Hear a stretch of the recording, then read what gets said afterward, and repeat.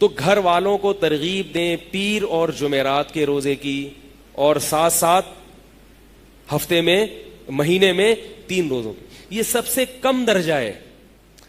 صحابہ کرام کا معاملہ تو بہت آگے تھا. بعض صحابہ نے پوری زندگی روزے رکھے، موت کا وقت آیا تو رو رہے ہیں. کسی نے پوچھا کیوں رو رہے ہیں؟ فرمایا کہ میں جو روزے رکھتا تھا نا اللہ کے لیے، اور گرمی کی شدت میں بھوک اور پیاس برداشت کرتا تھا اللہ کی خاطر، وہ لذت اب مجھے کبھی بھی محسوس نہیں ہوگی. قبر میں جنت کی نعمتیں تو ملیں گی، مگر اپنے محبوب کے لیے بھوک اور پیاس برداشت کرنا، اس نعمت سے ہمیشہ کے لیے محروم. بعض لوگوں کی عبادت اللہ ایسی آنکھوں کی ٹھنڈک بنا دیتے ہیں کہ انہیں حور و رنگ میں وہ مزہ نہیں آتا جو عبادت میں آتا ہے. ایک بزرگ کا جب انتقال ہونے لگا تو انہوں نے کہا ان کو نماز میں اتنا مزہ آتا تھا، جیسے نبی نے فرمایا نا قرۃ عینی فی الصلاۃ، میری آنکھوں کی ٹھنڈک اللہ نے نماز میں رکھی ہے. ہم تو نماز پڑھتے ہیں مجاہدہ کر کے، نبی جو نماز پڑھتے تھے تو آپ کو تو دل لگتا تھا، اس میں آنکھوں کی ٹھنڈک تھی. تو بعض اہل اللہ ایسے ہوتے ہیں کہ ان کو عبادت کا ایسا چسکا لگتا ہے اللہ کے لیے عبادت کرنے کا کہ وہ اس پر پریشان ہوتے ہیں کہ جنت میں اللہ نے عبادت کیوں نہیں رکھی. تو ایک بزرگ کہنے لگے کہ میرا جب انتقال ہوگا اور قبر میں کوئی حور آئے گی تو میں اسے کہوں گا بی بی یہ مصلی بچھا، ٹھیک ہے نا، یہ مصلی بچھا، خود بھی نماز پڑھ اور مجھے بھی اللہ اللہ کرنے دے. وہ تو ابھی حور دیکھی نہیں ہوگی نا انہوں نے، وہ ممکن ہے جب حور دیکھ لیں تو کہیں ٹھیک ہے پڑھیں گے لیکن تھوڑا ٹھہر کے پڑھیں گے ضرور.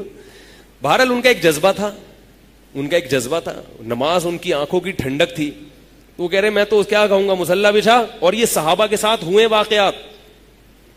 ایک صحابیہ نبی صلی اللہ علیہ وسلم کے پاس آئیں، عرض کیا کہ یا رسول اللہ میری شادی ہوئی، میں دلہن بن کے اپنے شوہر کے کمرے میں گئی ہوں، جوان ہوں، مگر میرے شوہر میری طرف آنکھ اٹھا کے نہیں دیکھتے. کیا کرتے ہیں؟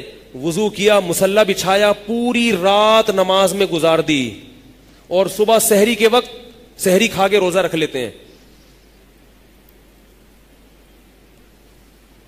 وہ یہ سمجھیں کہ شاید یہ نامرد ہیں یا ان کو عورت کی طرف حاجت نہیں ہے. نبی صلی اللہ علیہ وسلم کے پاس آئیں، عرض کیا کہ یا رسول اللہ میرے شوہر ایسا کر رہے ہیں. آپ نے ان کے شوہر کو بلایا، پتہ چلا کہ ایسا نہیں ہے، نامرد نہیں ہے. پھر آپ نے ان کو ترغیب دی کہ تم پر تمہاری بیوی کا بھی حق ہے اور اپنی جان کا بھی. لیکن آپ صحابی کا جذبہ دیکھو، دلہن بیٹھی ہوئی ہے مگر مزہ کس میں آ رہا ہے؟ نماز میں مزہ آ رہا ہے، روزے میں مزہ آ رہا ہے. وہ تو اللہ کے نبی نے تنبیہ کی تو پھر بیوی کو وقت دینا شروع کیا. تو یہ وہ لوگ تھے جو عبادت کی لذت پہچان چکے تھے. ایک بہت بڑے تابعی تھے، ان کا جب نکاح ہوا ہے تو جب نکاح ہوا تو جو پہلی رات تھی، رات گزرنے کے بعد جو دلہن کے بھائی تھے وہ اپنے بہنوئی سے ملنے کے لیے آئے. وہ بھی تابعی تھے، وقت کے بہت بڑے محدث تھے. ملنے کے لیے آئے، اپنی بہن سے حالات پوچھے کہ بھئی شوہر کو کیسا پایا تم نے. تو انہوں نے کہا کہ شوہر نے پوری رات کیا کیا ہے؟ نماز. پوری رات کس میں گزار دی؟ نماز میں گزار دی. تو یہ تم نے کیا کیا؟ کہ جب میں نے دیکھا یہ نماز پڑھ رہے ہیں تو میں نے بھی وضو کر کے. وہ بھی اس زمانے کی نیک خاتون تھی، آج کی ہوتی وہیں سے نکل جاتی، بھائی یہ تو بندہ ہی ٹھیک نہیں ہے، یہ تو مولوی سے میری شادی ہو گئی، ٹھیک ہے نا. ہم نے کہا جب یہ نماز پڑھ رہے ہیں تو میں بھی نماز میں لگ گئی پوری رات. تو بہنوئی سے پوچھا بھائی یہ کیوں؟ بہن ہم نے رخصتی کر کے اس لیے دی ہے کہ تم نمازیں پڑھو ساری رات، اس کو بھی تو وقت دو. تو انہوں نے کہا میں جب کمرے میں آیا تو میں نے دلہن دیکھی خوبصورت، اور دلہن کا خوبصورت کمرہ سجا ہوا جو ایک ہی دفعہ زندگی میں انسان دیکھتا ہے اس کے بعد ترس جاتا ہے بیچارہ، ٹھیک ہے نا، دیکھنے کے لیے. اس کے بعد جو گھر کی حالت ہوتی ہے وہ آپ خود جانتے ہیں کیا ہوتی ہے. بچوں کے پیمپر جگہ جگہ پڑے ہوئے ہوتے ہیں اسی کمرے میں، ادھر بھی بچے نے اپنی مائنیں بچھائی ہوئی ہیں، ادھر بھی مائنیں بچھائی ہوئی ہیں. خیر، تو وہ کہتے ہیں کہ میں جب کمرے میں آیا اتنا خوبصورت میں نے سجا ہوا، کنوارے تھے، جوان تھے، اور اتنی خوبصورت دلہن دیکھی تو مجھے خیال آیا کہ جب یہ دنیا میں اللہ نے لذت کا ایسا سامان رکھا ہے تو جنت میں کیسا ہوگا. اور جنت کی حور جس کو اللہ نے بنایا ہے ہمارے لیے اور اس کے کمرے کو اللہ نے سجایا ہے وہ کیسا ہوگا. تو میں اس کی لالچ میں نماز پڑھنے لگا اور اللہ سے دعا مانگنے لگا کہ اللہ اس جنت سے مجھے محروم نہ کرنا. میں نے کہا یہ تو کہیں بھاگی نہیں جا رہی ہے, یہ تو اپنی بیوی ہے, ادھر ہی رہے گی, پہلے اللہ سے وہ مانگ لو. تو ان کو پتا تھا کہ نماز میں ملتا کیا ہے, روزہ رکھنے سے ملتا کیا ہے, تو اس لیے ان کو نماز میں بھی مزہ آتا تھا اور روزے رکھنے میں بھی مزہ آتا تھا. ہمیں نماز, کیونکہ ہماری سب سے محبوب چیز ہے گٹکا, ہماری سب سے محبوب چیز ہے پان, ہماری سب سے محبوب چیز ہے چائے, ہماری سب سے محبوب چیز ہے تمباکو, سگریٹ. ہمیں روزے میں یہ چیزیں نہیں ملتی, لہذا دنیا کا ہر کام کر سکتے ہیں مگر روزہ نہیں رکھ سکتے. تو یار کیسے گزارو, نسوار کے بغیر کیسے میں چلوں گا سارا دن بھائی, گٹکے کے بغیر کیسے چلوں گا. جنت کی حوروں سے محرومی اور گٹکوں پہ اکتفا.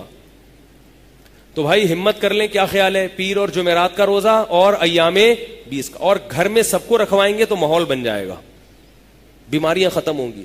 اور یاد رکھو روزہ رکھنے سے کبھی بھی صحت خراب نہیں ہوتی. کوئی ڈاکٹر اگر یہ کہتا ہے نا روزہ رکھو گے تو کمزور ہو جاؤ گے, اسے میرے پاس لائیں, اس ڈاکٹر کو آپ میرے پاس لائیں, میں اس کو اپنی زبان میں انشاءاللہ سمجھا دوں گا. ہمارے نبی نے کبھی ہمیں ایسی بات کا حکم نہیں دیا جو ہماری صحت کے لیے نقصان دہ ہو. ہاں بچوں کے لیے روزے رکھنا نقصان دہ ہے, کیونکہ بچوں کی گروتھ ہوتی ہے, ان کو خوراک چاہیے, کبھی کبھار ان کو رکھوا دیں, ان کو زیادہ روزے نہ رکھنے دیں. میں تو بچوں کو رمضان کے روزے نہیں رکھنے دیتا, اس گرمی میں 2 روزے رکھ لیے بس بہت ہے, پھر وہ جمعے رکھوا دیے عادت ڈالنے کے لیے, جب بالغ ہو جائے تو پھر ہے, کیونکہ وہ گروتھ کا ٹائم ہوتا ہے, اس میں پھر نقصان ہوتا ہے بچوں, اس لیے شریعت نے بچوں کو حکم بھی نہیں دیا. تو یہ تو وہ پیر اور جمعرات کا ہے, اور اسی طرح مہینے میں 3 روزے ہو گئے.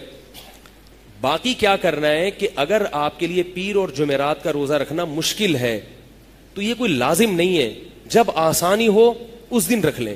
ہفتے کو بھی بعض لوگ پیر جمعرات کو پکڑ کے بیٹھ جاتے ہیں, اب ان کو ہفتے کے دن مثال کے طور پر چھٹی ہوتی ہے آفس سے, اتوار کو چھٹی ہوتی ہے, روزہ رکھنا آسان ہے, لیکن وہ کہتے ہیں نہیں روزہ تو پیر کا سنت ہے, میں اتوار کو کیوں رکھوں. تو یہ بھی بدعت ہے.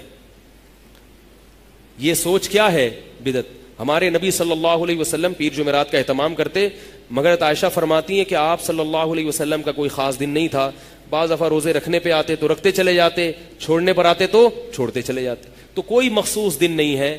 پیر اور جمعرات کی وجہ سے روزہ مستقل چھوڑ دینا یہ غلط ہے. آپ کو جب آسانی ہو جمعے کے دن خاص کر دینا روزے کو, یہ غلط ہے. لیکن اگر جمعے کو آسانی ہے, جمعے کو اس لیے روزہ رکھنا کہ ثواب زیادہ ملے گا, یہ غلط ہے. جمعے کو روزے کا اضافی ثواب نہیں ہے. اسی طرح جمعے کی رات کو عبادت کا اضافی ثواب نہیں ہے. نبی صلی اللہ علیہ وسلم نے فرمایا کہ جمعے کے دن کو روزے کے ساتھ خاص مت کرو اور جمعے کی رات کو عبادت کے ساتھ خاص مت کرو. لیکن اگر کسی کو جمعے کی رات کو عبادت میں سہولت ہے تو وہ عبادت کرے, اس پہ پابندی نہیں ہے. جیسے شب جمعہ میں تبلیغ والے جاتے ہیں تو ساری رات گزارنا ہے مسجد میں, تو اب وہ عبادت کر سکتے ہیں اور اس میں انشاءاللہ ان کو ثواب ملے گا. اور جمعے کے دن اگر کسی کو روزہ رکھنا آسان ہے, چھٹی ہوتی ہے اس دن یا اور کسی وجہ سے, تو وہ جمعے کا بھی رکھ سکتا ہے. تو پیر جمعرات کو رکھنا مشکل ہے تو جس دن چاہیں رکھ لیں. خلاصہ یہ کہ ہفتے میں کم از کم 2 روزے, بولو نا بھائی, رکھ لو, اور مہینے میں 3. اور شوال میں نبی صلی اللہ علیہ وسلم نے 6 روزوں کا حکم دیا.